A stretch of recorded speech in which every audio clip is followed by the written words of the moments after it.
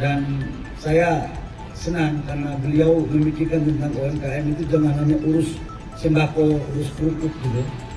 Ya sekali-sekali UMKM urus minyak, karena Menteri UMKM ini latar belakangnya memang kerja di migas. Alhamdulillah hari ini saya didampingi oleh Menteri UMKM, Gubernur Jambi dan perwakilan dari Bupati. Ini Pak Gubernur Jambi, Wakil Gubernur, Kepala SKK Migas, kemudian Dirut Pertamina, Pak Simon, dan teman-teman yang lain. Kami baru selesai rapat untuk membahas tindak lanjut dan persiapan implementasi sumur-sumur masyarakat yang sudah kita inventarisir untuk segera dijalankan agar mereka mempunyai legalitas.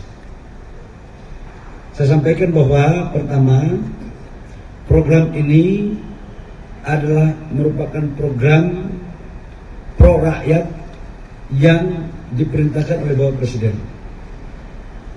Selama ini kita menganggap bahwa urusan-urusan pengelolaan minyak ini hanya dikelola oleh perusahaan-perusahaan besar, perusahaan-perusahaan asing. Sementara pasal 33 itu kan penguasaan dan pengelolaan kekayaan sumber daya alam ini harus sebesar-besarnya untuk rakyat. Dan ada demokrasi, ada keadilan. Nah, dalam rangka itu selama ini usaha rakyat ini sudah ada sumur-sumur ini. Tapi mereka nggak punya legal, mohon maaf kadang-kadang dikejar oleh oknum-oknum. Maka dengan permen ini semuanya sudah bisa kita lakukan.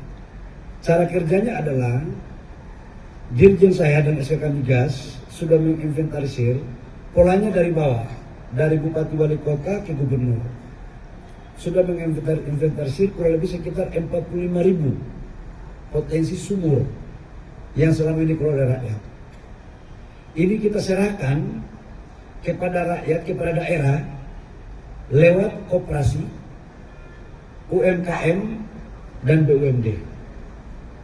Dengan memperhatikan pengelolaannya, keselamatan, baik keselamatan kerja maupun dalam aspek lingkungan. Tadi kita sudah dapat juga dari Menteri LH yang diwakili oleh Sekjennya, akan diberikan guidance secara baik, dan Pertamina sebagai K3S untuk juga memberikan pendampingan dalam rangka implementasi agar jaminan keselamatan kerja bisa dijaga dan lingkungan terjaga. Dalam implementasinya, seluruh hasil sumur-sumur rakyat dari hasil itu dibeli oleh Pertamina atau K3S lain yang punya refinery dengan harga kurang lebih 80% dari ICP. Ini tujuannya apa? Agar rakyat diberikan kepastian untuk siapa yang membeli dan berapa harganya. Dan ini perputaran ekonomi di daerah akan terjadi karena langsung dibayar di daerah, dan perputaran ekonominya dan penciptaan lapangan pekerjaan pun terjadi. Bapak Ibu semua, ini adalah terobosan dari Bapak Presiden yang memerintahkan kepada saya. Dalam hitungan kami, saya tidak tahu kalau pasca reformasi itu belum pernah ada kebijakan ini. Sudah ada, Gubernur sudah ada. Baru pertama kali ini, menurut saya akan jadi Menteri SDM baru 1 tahun. Menurut Dirjen dan Gubernur-Gubernur ini, belum pernah ini terjadi. Dan ini adalah program pro rakyat. Kita ingin rakyat juga bisa memanfaatkan, mengoptimalkan usaha-usaha yang selama ini sudah ada di daerah masing-masing. Dan ini mampu menciptakan lapangan pekerjaan yang cukup signifikan. Saya juga sampaikan bahwa pikiran ini datang juga dari Menteri UMKM untuk meminta agar UMKM itu dilibatkan. Dan saya senang karena beliau memikirkan tentang UMKM itu jangan hanya urus sembako, urus kerupuk gitu ya. Ya sekali-sekali UMKM urus minyak, karena Menteri UMKM ini latar belakangnya memang kerja di migas. Jadi ini namanya UMKM modern. Saya pikir sebagai pengantar dari saya persilakan ada pertanyaan kepada siapa saja, pasti akan dijawab secara lugas oleh tim kami ini. Silakan.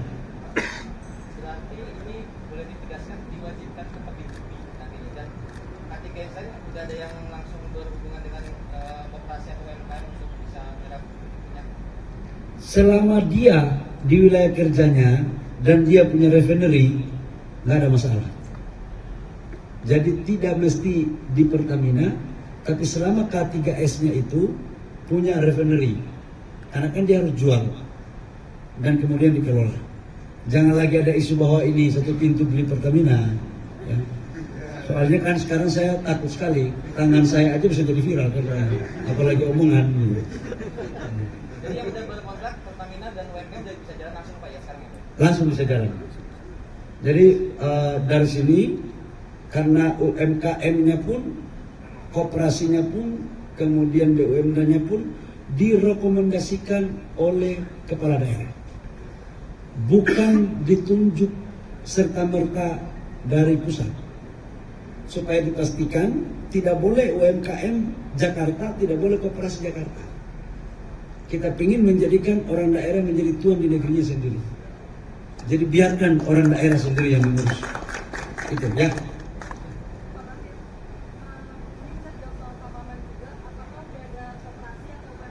Nanti ditambahkan ya oleh Pak Gubernur sama Pak Wamen. Yang pertama adalah, sekali lagi saya ulangi, koperasi UMKM BUMD itu direkomendasikan oleh kepala daerah, bupati, gubernur. Jadi kalau ditanya sudah ada. Bahkan diajukan bukan satu atau dua, beberapa. Tetapi dalam aturan main kan ada, nanti kita verifikasi yang memenuhi syarat. Yang kedua, menyangkut dengan kemampuan, saya percaya gubernur sama bupati tidak mungkin merekomendasikan sesuatu yang tidak mampu. Yang tahu daerah adalah kepala daerah. Jangan saya menteri merasa sok tahu tentang daerah, sekalipun kadang-kadang tahu juga. Tapi kita tidak boleh merasa sok tahu, karena itu butuh kolaborasi antara kerjasama kepala daerah dengan kementerian. Apa lagi ini? Oh, jadi saya belum jelaskan tadi ya, mohon maaf. Ada beberapa provinsi yang mempunyai sumur. Ada 6, Sumsel, Jambi, Aceh, Sumut, Jawa Tengah, Jawa Timur. Ini yang mengajukan. Dan yang paling banyak itu Sumsel. Sumsel tadi ada wagubnya ada, tapi langsung pulang. Karena kalau semua saya taruh di sini bupati sama gubernur kan, aduh kasihan kan, mereka banyak kerjaan. Jadi diwakili oleh Pak Gubernur Jambi. Partainya beda kok. Saya jangan dibilang bahwa dia dari ini. Saya Golkar, beliau ya nggak tahu partai apa PAN kira-kira ya. Tapi kira-kira setengah-setengah warna-warna kuning juga. Ya.